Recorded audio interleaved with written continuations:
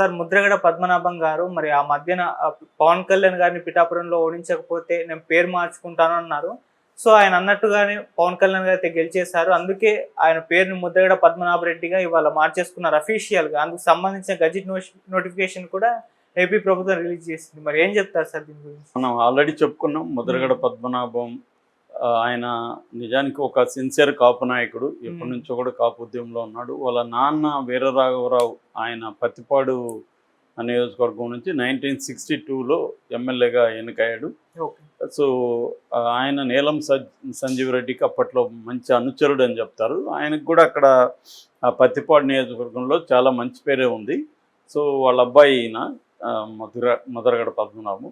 So Mudragada వీరరాఘవరావు 1977లో హఠాత్తుగా చనిపోయినప్పుడు నీలం సంజీవ్ రెడ్డి పద్మనాభంకి చెప్పాడని చెప్తారు, నువ్వు పోటీ చేయి అని.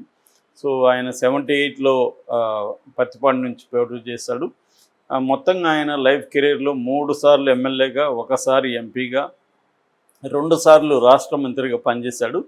అయితే అప్పుడు కూడా ఇలాంటి ఒక ప్రతిజ్ఞ ఆయన చేశాడు. 95లో ఆయన పత్తిపాడు నియోజకవర్గంలో ఓడిపోయాడు. అప్పుడు కూడా నన్ను ఓడించిన ఈ పత్తిపాడు నుంచి నేను ఇంక పోటీ చేయని జీవితంలో అని ప్రతిజ్ఞ చేశాడు. అలాగే ఉన్నాడు కూడా. 2009లో వైఎస్ఆర్ మీరు పోటీ చేయండి పత్తిపాడు నుంచి గెలిపిస్తాం మేమని చెప్తే కూడా నేను ప్రతిజ్ఞ చేశాను పత్తిపాడు నుంచి పోటీ చేయనని చెప్పి పిఠాపురం నుంచి ఓడిపోయాడు ఆ టైంలో. అయితే మళ్ళీ 2014లో ఏమనుకున్నాడేమో ఆ ప్రతిజ్ఞ పక్కన పెట్టి పత్తిపాడులో ఇండిపెండెంట్గా పోటీ చేశాడు, ఓడిపోయాడు. దాని తర్వాత ఆయన ఇంకెప్పుడు ఎలక్షన్లో పోటీ చేయలేదు 2014 తర్వాత. అయితే ఈసారి ఆయన పోటీ చేద్దాం అనుకున్నారు, కానీ ఆయనకి వైసీపీలో చేరాలని ఫస్ట్ అనుకున్నారు. కానీ వైసీపీలో ఆయన ఏదో డిమాండ్లు పెట్టాడని చెప్తారు. ఆ డిమాండ్ ఏంటంటే, ఒకటి తనకు ఇవ్వాలి, తన చిన్న కొడుకు గిరికి ఇవ్వాలి, వాళ్ళ భార్య ముగ్గురికి ఇవ్వాలనేది డిమాండ్ పెడితే జగన్ అవన్నిటికి ఒప్పుకోలేదని చెప్పారు. దాంతో ఈయన జనసేన వాళ్ళని కాంటాక్ట్ చేశారు. మధ్యలో తెలుగుదేశంలో కూడా వెళ్దామనేది ప్రపోజల్స్ వచ్చింది, కానీ ఈయన వెళ్ళడానికి ఈయనకి ఇబ్బంది, చంద్రబాబు కూడా చేర్చుకోవడానికి కూడా చంద్రబాబుకి ఇబ్బంది. ఎందుకంటే ఈయన చంద్రబాబుకి ఈయనకి మధ్య గొడవలు ఉన్నాయి. 2016లో మనకు కానీ గుర్తుంటే జనవరిలో తుని సంఘటన, అప్పుడు కాపు రిజర్వేషన్ కోసం పెద్ద ఎత్తున ఉద్యమం జరిపి అక్కడ ఒక మహాసభ లాంటిది జరుపుతున్నారు మైదానంలో తునిలో. ఆ సభ నుంచి అప్పటికప్పుడు ఆయన రైలు రోకో రాస్తా రోకోలు పిలిపించాడు, రోడ్డు రోకో రైలు రోకో. దాంతో వీళ్ళు ఒక్కసారికి వెళ్ళి గందరగోళం చేశారు. ఆ క్రమంలో రైలు బోగిలికి నిప్పు పెట్టడం, అవన్నీ ధ్వంసం కావడం, దాని మీద కేసులు ఇవన్నీ జరిగాయి. సో దీనికి ఈయన బాధ్యుడు అనేది అప్పట్లో తెలుగుదేశం ఆరోపించింది, వైసీపీతో కుమ్మక్కై చేశాడని. అప్పటి నుంచి ఈయనకు చంద్రబాబు మధ్య గొడవలు ఉన్నాయి. అట్లాగే చంద్రబాబు ప్రభుత్వం ఈయన కుటుంబాన్ని కూడా బాగా చాలా ఘోరంగా వేధించారనేది కూడా ఈయన ఎప్పటి నుంచో ఆరోపణలు చేస్తున్నాడు. అనేకసార్లు బహిరంగ లేఖలు కూడా రాశాడు. సో ఈ కాంటెక్స్ట్లో ముద్రగడ పద్మనాభం తెలుగుదేశంలోకి పోయే పరిస్థితి లేదు, జనసేనలోకి వెళ్ళాలి. కానీ జనసేనలో నాయకులు వెళ్ళి కలిశారు, ఆయనతో మాట్లాడారు. ఒక 2 రోజుల్లో పవన్ కళ్యాణ్ వస్తాడని చెప్పారు. ఈయన ఓకే చెప్పాడు.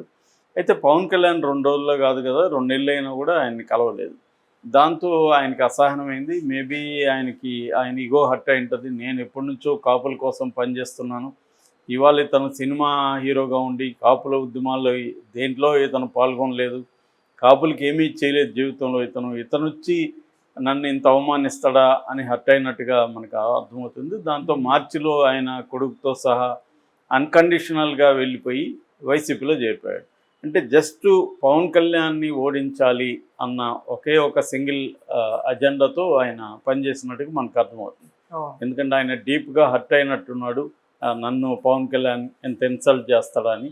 ఎందుకంటే పవన్ కళ్యాణ్ అనుకోని ఉంటే కలవడం పెద్ద కష్టం కాదు. ఎందుకంటే ఆ దగ్గరలో కిర్లంపూడి దగ్గర అంతా కూడా పవన్ కళ్యాణ్ పర్యటించాడు. కొంతల రామకృష్ణ లాంటి వాళ్ళు ఇళ్ళకి పోయి వాళ్ళతో మాట్లాడి వాళ్ళని ఒప్పించాడు. సో అలాంటిది పవన్ కళ్యాణ్ ఏంటంటే క్లియర్గా ఇతను అవాయిడ్ చేద్దామని అనుకున్నాడు. దానికి కారణాలు ఏందని మనకు తెలియదు. బట్ చంద్రబాబు సలహా ఇచ్చాడు వద్దని అంటారు కొంతమంది ఏమో అసలు పవన్ కళ్యాణ్కే ఇంకొక కాపు నాయకుడు జనసేనతో పొత్తు పెట్టుకోవడం ఇష్టం లేదు, జనసేనలోకి రావడం ఇష్టం లేదు, దానివల్ల తనకి ఇబ్బంది అవుతుంది, రెండోది ఆయన చాలా స్ట్రాంగ్ క్యారెక్టరు, ఇగో ఉంది ఆయనకి. సో అలాంటి అతనితో డీల్ చేయడం కష్టం అనేది పవన్ కళ్యాణ్ భావించాడు అనేది కొంతమంది అంటారు. ఏదేమైనా పవన్ కళ్యాణ్ అయితే ఈయన అవాయిడ్ చేశాడు. దాంతో ఈయన అట్టయ్యాడు, వైసీపీలో పోయి జాయిన్ అయ్యాడు. వైసీపీలో జాయిన్ అయిన తర్వాత ఆయన చెప్పాడు కూడా, నేను ఎటువంటి కండిషన్ లేకుండా వైసీపీలో జాయిన్ అయ్యాను. తర్వాత వైసీపీ మళ్ళీ అధికారంలోకి వస్తే జగన్ ఏదైనా పదవిస్తే తీసుకుంటాను, లేకపోయినా నేనేమి ఇబ్బంది ఫీల్ గాను, జగన్ గెలిపించడమే నా లక్ష్యం అనేది అతను ప్రకటించాడు. అక్కడితో ఉన్న అతనికి కొంత గౌరవం ఉండేది. జగన్ గెలిపించడం అనేది ఆయన ఇష్టం, దాంతో ఏమి తప్పులేదు. ఒక పొలిటికల్ పార్టీలో చేరి ఆ పొలిటికల్ పార్టీని గెలిపించాలనుకోవడం ఎవరైనా చేసే పని. కానీ ఆయన పర్సనల్గా పవన్ కళ్యాణ్ మీదకి వెళ్ళాడు. జగన్ ఏదైతే 3 పెళ్ళిళ్ళు మాట్లాడుతున్నాడో అదే భాష నేను కూడా మాట్లాడడం మొదలుపెట్టాడు. దాని తర్వాత అక్కడితో ఆగున్నా కూడా కొంత మర్యాద దక్కేది. అది దాన్ని దాటి ఆయన ఛాలెంజ్లు చేయడం మొదలుపెట్టాడు. పవన్ కళ్యాణ్ నేను ఓడిస్తాను, పవన్ కళ్యాణ్ ఏమాత్రం ఇక్కడ పొరపాటున గెలిస్తే నేను నా పేరు మార్చుకుంటాను, అది కూడా పద్మనాభ రెడ్డిగా మార్చుకుంటాను అన్నాడు. మేబీ ఆయన జగన్ ఇన్స్పిరేషన్తో రెడ్డి అని అన్నాడా అనేది కూడా ఇది. దీనికి కూడా దళితుల్లో నుంచి ఇతర సెక్షన్ల నుంచి కూడా విమర్శలు వచ్చాయి. ఇదంతా కూడా అగ్రకుల అహంకారం తప్ప ఏం కాదు అని. అదే టైంలో వాళ్ళ కూతురు క్రాంతి, ఆమె బయటికి వెళ్ళి ఈయన మీదనే తీవ్ర ఆరోపణలు చేసింది. మా నాన్న జగన్ ఇచ్చే పదవుల కోసం ఆశపడి ఇలా ప్రవర్తిస్తున్నాడు అనేది ఆమె గట్టిగా విమర్శించింది. ఈవెన్ జనసేనలో చేరడానికి కూడా ఆమె ట్రై చేసింది. బట్ పవన్ కళ్యాణ్ అక్కడ మెచ్యూర్గా వ్యవహరించాడు. తన అమ్మాయిని చేర్చుకోవడానికి పవన్ కళ్యాణ్ ఇష్టపడలేదు. దాని తర్వాత గెలిచిన తర్వాత చేర్చుకుంటాను అన్నాడు. ఇప్పుడైతే చేర్చుకున్నాడు. అట్లాగే ఎక్కడ కూడా ముద్రగడ పద్మనాభం పేరు కూడా పవన్ కళ్యాణ్ ఎక్కడ తీయలేదు. ఇండైరెక్ట్గా మాత్రమే మాట్లాడాడు తప్ప డైరెక్ట్గా పవన్ కళ్యాణ్ మాట్లాడలేదు. ఆ రకంగా ఛాలెంజ్ కూడా చేశాడు. నీకు దమ్ముంటే డైరెక్ట్గా నా పేరు ఎత్తి మాట్లాడాలని కూడా ఛాలెంజ్ చేశాడు. అంటే కాపులను పవన్ కళ్యాణ్కి యాంటీగా రెచ్చగొట్టి తను పవన్ కళ్యాణ్ ఓడిద్దామనేది ముద్రగడ ప్లాన్ చేశాడు. దానికోసం ఆయన అక్కడే ఉండి పిఠాపురంలో, ఎందుకంటే గతంలో కూడా పిఠాపురంలో ఆయన చేశాడు కాబట్టి అక్కడే ఉండి పిఠాపురంలో పవన్ కళ్యాణ్ ఓడిద్దామన్న ఒక గోల్తో పనిచేశాడు, కానీ అది నెరవేరలేదు. దాంతో ఎప్పుడైతే పవన్ కళ్యాణ్ మంచి మెజార్టీతో 70,000 మెజార్టీతో గెలిచాడో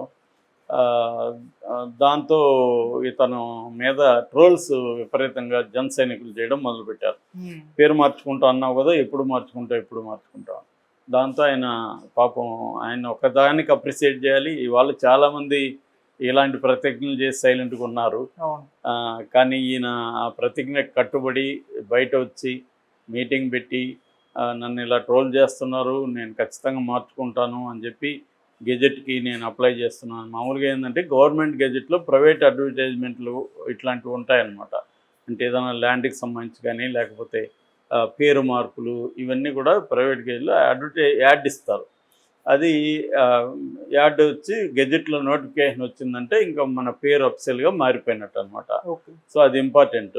సో ఆయన అప్పుడే అప్లికేషన్ తీసుకొచ్చి నేను అప్లై చేస్తున్నాను, నేను ఇక మీదట పద్మనాభ రెడ్డిగా మార్చుకుంటున్నాను అనేది ఆయన అనౌన్స్ చేశాడు. సో చాలామంది ఇందాక అన్నట్టు విమర్శించారు. పేరు మార్చుకోవాలన్నప్పుడు పద్మనాభం మాదిగో పద్మనాభం మాలో అట్లా మార్చుకోవచ్చు కదా, ఎందుకు రెడ్డిగా మార్చుకోవడం, అంటే ఈ అగ్రకుల అహంకారం నీలో పోలేదా అనేది కూడా చాలామంది విమర్శించారు. మరి ఆయన కారణం నేను రెడ్డి మాత్రమే మార్చుకుంటాననేది కారణం ఏం చెప్పాడో ఏమనుకున్నాడో తెలియదు, కానీ చెప్పలేదు ఆయనేమి. సో ఏదేమైనా ఈరోజు గెజెట్ రిలీజ్ అయింది. అందులో ముద్రగడ పద్మనాభం సన్ ఆఫ్ వీర రాఘవరావు ఇట్లా ముద్రగడ పద్మనాభ రెడ్డిగా మార్చుకున్నాడు. ఇక మీదట ఆయన్ని అలాగే పిలవాలి అనేది ఆయన మార్చుకున్నాడు. దాంతో ఆల్రెడీ వికీపీడియాలో కానీ న్యూస్లో అన్నింటిలో కూడా ముద్రగడ పద్మనాభ రెడ్డి అని చెప్తున్నారు. ఇది ఒక విచిత్రమనే చెప్పాలి తెలుగు రాజకీయాల్లో. ఇలాగా ఒక కాపు నాయకుడు రెడ్డిగా పేరు మార్చుకున్నాడు. ఇక్కడ మధ్యలో రెడ్డి సంఘాలు కూడా గొడవ చేశాయి, ఈయన్ని మేము రెడ్లలో కలవమని. నిజానికి ఆయన రెడ్డి కులం మార్చుకోలేదు. కులం మార్చుకునేదానికి ఇండియాలో సాధ్యం కాదు. ఓన్లీ పేర్లు రెడ్డి అంతే. కులం అనేది ఆయన కాపుగానే ఉంటాడు, పేరు మాత్రం రెడ్డిగా ఉంటుంది. యాక్చువల్గా చాలా కులాల్లో ఇలాంటివి ఉన్నాయి. నేను ఇంతకుముందు కూడా ఒక వీడియోలో చెప్పా. కొంతమంది ఇప్పుడు ఫర్ ఎగ్జాంపుల్ సాగర్ రెడ్డి అని ఉన్నాడు, ఆయన కమ్మ కానీ రెడ్డి అని ఉంటుంది, మదనపల్లి ఎక్స్ఎమ్మెల్యే. అట్లాగే రఘువీరారెడ్డి ఉన్నాడు, ఆయన బీసీ కానీ రెడ్డి అనే పేరు ఉంటుంది. అలాగే చాలా కులాలకి ఇలాగా పేర్లు వేరే ఉంటాయి, వేరే కులం పేరు ఉంటుంది, సర్టిఫికేట్లో వేరే కులం ఉంటుంది. కాబట్టి ఈయనకు కూడా అలా ఉండడంలో విచిత్రం అయితే ఏమీ లేదు, ఆల్రెడీ ఉన్నాయి. కాకపోతే ఇలా పేరు మార్చుకోవడం అనేది కొద్దిగా ఆడ్ వ్యవహారం. ఏదేమైనా ఆయన్ని అప్రిషియేట్ చేయాలి, మాటకు కట్టుబడి ఉన్నాడు. అసలు ఇట్లాంటి ఆయన నుంచి నేర్చుకోవాల్సిన ఇట్లాంటి పిచ్చి ఛాలెంజ్లు అనవసరం. రాజకీయాల్లో గెలిపోవటంలో సహజం. నువ్వు ఒక వ్యక్తిని ఓడించడానికి ట్రై చేస్తున్నావు అంతవరకు ఓకే, కానీ అతన్ని పర్సనల్గా పోయి అటాక్ చేయడం, దాని తర్వాత పేరు మార్చుకుంటాను ఛాలెంజ్ చేయడం అనేది ఆ స్థాయి నాయకుడికి అది సరిపోయే విషయం కాదు. కానీ ఆయన చూస్తే ఓవరాల్గా చాలామందికి జాలి వేస్తుంది. అందుకనే